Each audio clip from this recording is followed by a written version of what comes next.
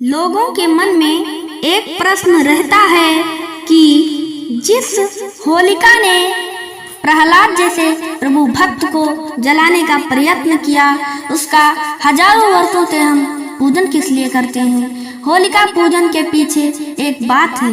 जिस दिन होलिका प्रहलाद को लेकर अग्नि में बैठने लगी थी, उस दिन नगर के सभी लोगों ने घर घर में अग्नि प्रज्वलित कर प्रहलाद की रक्षा करने के लिए अग्निदेव से प्रार्थना की थी। लोक हृदय को प्रहलाद ने कैसे जीत लिया था, यह बात इस घटना में प्रतिबिंबित होती है। अग्निदेव ने लोगों के अंतःकरण की प्रार्थना को स्वीकार किया और लोगों की इच्छा के अनुसार ही हुआ। होलिका नष्ट हो गई और अग्नि की कसौटी में से पार उतरा हुआ प्रहलाद नर श्रेष्ठ बन गया। प्रहलाद को बचाने की प्रार्थना के रूप में प्रारंभ हुई घर घर की अग्नि पूजा ने कालक्रमानुसार सामुदायिक पूजा का रूप लिया और उससे ही गली गली में होलिका की पूजा प्रारंभ हुई। संपदा देवी का पूजन। धन धान्य की देवी संपदा जी का पूजन होली के दूसरे दिन किया जाता है। इस दिन स्त्रियां संपदा देवी का डोरा बांधकर व्रत रखती हैं तथा कथा कहती सुनती हैं। मिठाई युक्त भोजन से व्रत खोला जाता है। हाथ में बंधे डोरे को वैशाख माह में किसी भी शुभ दिन शुभ घड़ी में खोल दिया जाता है। यह डोरा खोलते समय भी व्रत रखकर कथा कही सुनी जाती है। संपदा देवी का पूजन निम्नानुसार होता है। सर्वप्रथम पूजा की थाली में सारी पूजन सामग्री सजा लें। संपदा देवी का डोरा लेकर इसमें 16 गठाने लगाएं यानी गांठ लगाएं। यह डोरा 16 तार के सूत का बना होता है तथा इसमें 16 गठाने यानी गांठ लगाने का विधान है। गांठ लगाने के बाद डोरे को हल्दी में रंग लें। तत्पश्चात चौकी पर रोली चावल के साथ कलश स्थापित कर उस पर डोरा बांध दें। इसके बाद कथा कहें सुने। कथा के पश्चात संपदा देवी का पूजन करें। इसके बाद संपदा देवी का डोरा धारण करें। पूजन के बाद सूर्य को अर्घ दें। संपदा जी की कथा। एक समय की बात है, राजा नल अपनी पत्नी दमयंती के साथ बड़े प्रेम से राज्य करता था। होली के अगले दिन एक ब्राह्मणी रानी के पास आई। उसने गले में पीला डोरा बांधा था। रानी ने उससे डोरे के बारे में पूछा तो वह बोली, डोरा पहनने से सुख संपत्ति अन्न धन घर में आता है। रानी ने भी उससे डोरा मांगा। उसने रानी को विधिवत डोरा देकर कथा कही। रानी के गले में डोरा बंधा देख राजा नल ने उसके बारे में पूछा। रानी ने सारी बात बता दी। राजा बोले, तुम्हें किस चीज की कमी, इस डोरे को तोड़कर फेंक दो। रानी ने देवता का आशीर्वाद कहकर उसे तोड़ने से इनकार कर दिया, पर राजा ने डोरा तोड़कर फेंक दिया। रानी बोली, राजन, यह आपने ठीक नहीं किया। उसी रात राजा के स्वप्न में 2 स्त्रियां आई। एक स्त्री बोली, राजा, मैं यहाँ से जा रही हूँ। दूसरी स्त्री बोली, राजा, मैं तेरे घर आ रही हूँ। स्वप्न का यही क्रम 10-12 दिन तक चलता रहा। इससे राजा उदास रहने लगा। रानी ने उदासी का कारण पूछा तो राजा ने स्वप्न की बात बता दी। रानी ने राजा से उन 2 स्त्रियों का नाम पूछने को कहा।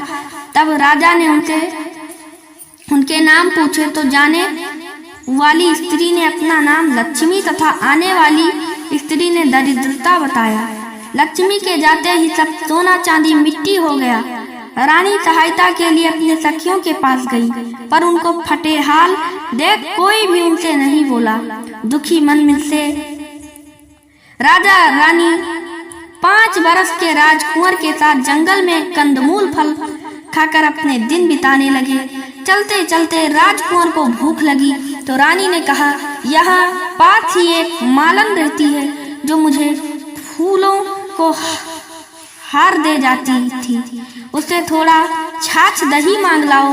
राजा मालन के घर गया, वह दही बिलो रही थी। राजा के मांगने पर उसने कहा, हमारे पास तो छाछ दही कुछ भी नहीं है। राजा खाली हाथ लौट आया। आगे चलने पर एक विषधर ने कुंवर को डस लिया और राजकुमार का प्राणांत हो गया। विलाप करती रानी को राजा ने धैर्य बंधाया। अब वो दोनों आगे चले। राजा 2 तीतर मार लाया, भुने हुए तीतर भी उड़ गए। उधर राजा स्नान कर धोती सुखा रहा था कि धोती उड़ गई। रानी ने अपनी धोती फाड़कर राजा को दी। वह भूखे प्यासे ही आगे चल दिए। मार्ग में राजा के मित्र का घर था। वहां जाकर उसने मित्र को अपने आने की सूचना दी। मित्र ने दोनों को एक कमरे में ठहरवाया। वहां मित्र ने लोहे के औजार आदि रखे हुए थे। दैव योग से वह सारे औजार धरती में समा गए। चोरी का दोष लगने के कारण वह दोनों रातों रात वहां से भाग गए। आगे चलकर राजा की बहन का घर आया। बहन ने एक पुराने महल में उनके रहने की व्यवस्था की। सोने के थाल में उन्हें भोजन भेजा, पर थाली मिट्टी में बदल गई। राजा बड़ा लज्जित हुआ।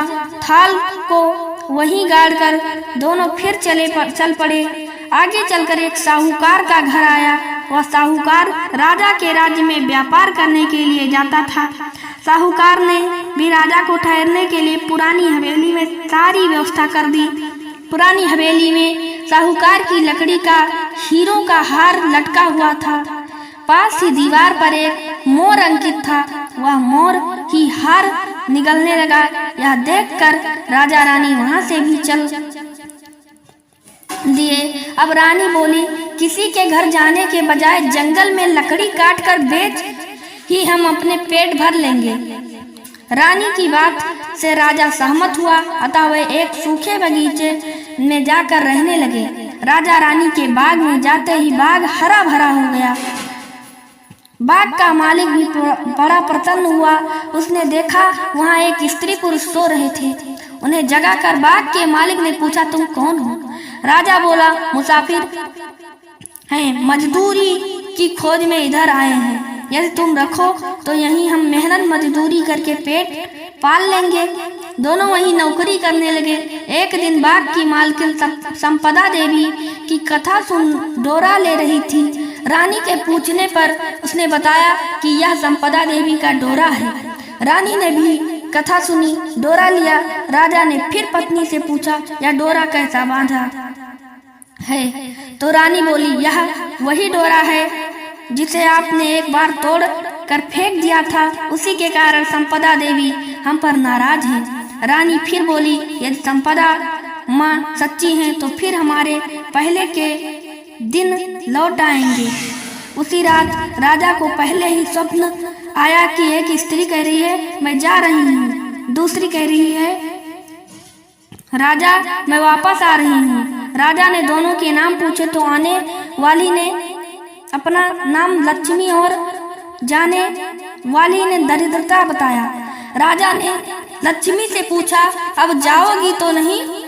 लक्ष्मी बोली, यदि तुम्हारी पत्नी संपदा जी का डोरा लेकर कथा सुनती रहेगी तो मैं नहीं जाऊंगी। यदि तुम डोरा तोड़ दोगे तो चली जाऊंगी। बाग की मालकिन जब वहां की रानी को हार देने जाती तो दमयंती हार गूंथ कर देती। हार देखकर रानी बड़ी प्रसन्न हुई। उसने पूछा कि हार किसने बनाया है? तो मालन ने कहा, कोई पति पत्नी बाग में मजदूरी करते हैं, उन्होंने ही बनाया है। रानी ने मालन को दोनों परदेशियों के नाम पूछने को कहा। उन्होंने अपना नाम नल दमयंती बता दिया। मालन दोनों से क्षमा याचना करने लगी। राजा ने उससे कहा, इसमें तुम्हारा क्या दोष? हमारे दिन ही खराब थे। अब दोनों अपने राजमहलों की तरफ चले। राह में साहूकार का घर आया। वह साहूकार के पास गया। साहूकार ने नई हवेली में उनके ठहरने का प्रबंध किया तो राजा बोला, मैं तो पुरानी हवेली में ही ठहरूंगा। वहां साहूकार ने देखा दीवार पर चित्रित मोर नौलखे हार उगल रहा था। साहूकार ने राजा के पैर पकड़ लिए। राजा ने कहा, दोस्त तुम्हारा नहीं, मेरे दिन ही बुरे थे। राजा आगे चलकर बहन के घर पहुंचा। बहन ने नए महल में ही रहने की जिद की। पैरों के नीचे ही धरती खोदी तो हीरों से जड़ित थाल वहां से निकल आया। राजा ने बहन को वह थाल भेंट स्वरूप दिया। राजा आगे चला, मित्र के घर पहुंचे तो उसने नए मकान में ठहरने की व्यवस्था की, पर राजा पुराने कमरे में ही ठहरा। वहीं मित्र के लोहे के औजार मिल गए। आगे चले तो नदी किनारे जहां धरती की धोती उड़ गई, जहां राजा की धोती उड़ गई थी, वह एक वृक्ष से लटकी हुई थी। वहां नहा धोकर धोती पहने राजा आगे चला तो देखा कि कुंवर खेल रहा है।